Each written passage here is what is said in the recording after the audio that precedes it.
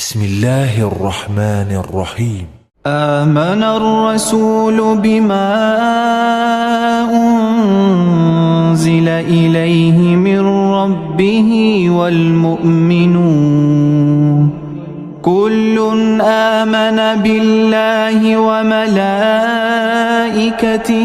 وكتبه ورسله لا نفرق بين أحد من رسله